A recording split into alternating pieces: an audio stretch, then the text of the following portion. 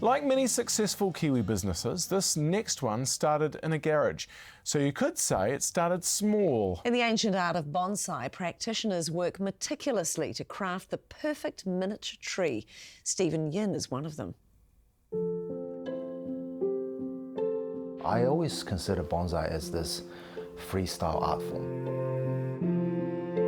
Everyone's vision is different.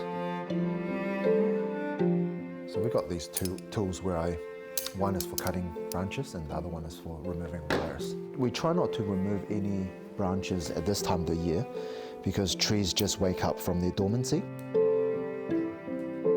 Generally after 5 months, 4 or 5 months, you can take the wires off and the branch is set in that position that you want it to be. Bonsai is this Japanese art form. It started off from the Chinese pinjing, which is about 2,000 years ago. The Chinese started playing around with potted trees. A lot of the bonsais are actually built based on poetry. It's basically about bringing a poem to life. This tree, I'm guessing, is about 25, 30 years old, and this tree was standing up when I first had it. This whole tree was planted in this angle. There's a lot of waiting in between,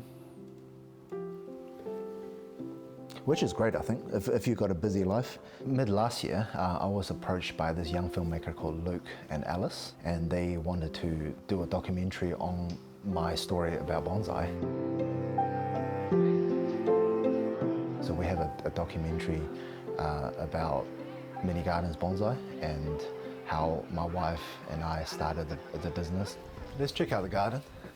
A lot of steps in my place. This is a bit of my personal collection. This big composition here, this is built using 5 separate trees. This is a pear tree, a few pretty rare species, blue cedar. I started it from my parents' garage actually. They had a little terrace garden, much like mine, but their space is only about 200 square meters. So it was covered in trees. I was always there in the weekend, and now that I've got my own space and I'm still working in the garage, but I'm starting to build it the way I like it. So this is a very naturalistic reflection of how pōtekāwais look in New Zealand. The interesting part with these native trees is the beard, you know, the aerial roots that come down, which is a special feature. I'm starting to explore more and more into New Zealand. Obviously, when you start the art, all the information you get are based on the Japanese and the Chinese because they've been around for a long time.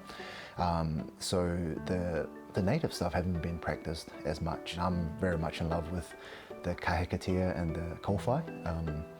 And pōtekāwai is a great one. So another New Zealand native that I play with a lot is this Caprosma. A tree like this in the background looks nice to you, but you might not find it relevant because you don't see it in your own landscape. But if we start to play with more native stuff, then you start to look at nature differently. This next terrace, I mainly keep my development trees here, and most of these trees are either rescue trees or trees that we found there with nice characteristics. Mum helping me in the corner. Any trees can be used as bonsai. These ones is another flowering species. This is a firethorn. So yeah, bonsai is about utilizing what's around you and just bring out the best of them. And at the same time, you get to study how they grow and appreciate nature even more. I teach bonsai at a beginner's level. I pretty much give you all the basic information you need to start on your own. It's a lot of work. It's a lot of work. Bonsai is a responsibility. I've built a nursery with 5,000 trees and a very good personal collection, which I need to maintain ongoingly. You'll never get a finished tree because if a tree is finished, then it's a dead tree. It needs to live, it needs to grow, and it needs to change. So it is up to us to look after it in a pot, respecting nature and not interfering with its growth when it needs to grow. The future goal with MiniGardens is hopefully we can take it to another level. Probably open up a gallery and showcase that to everyone who's into bonsai.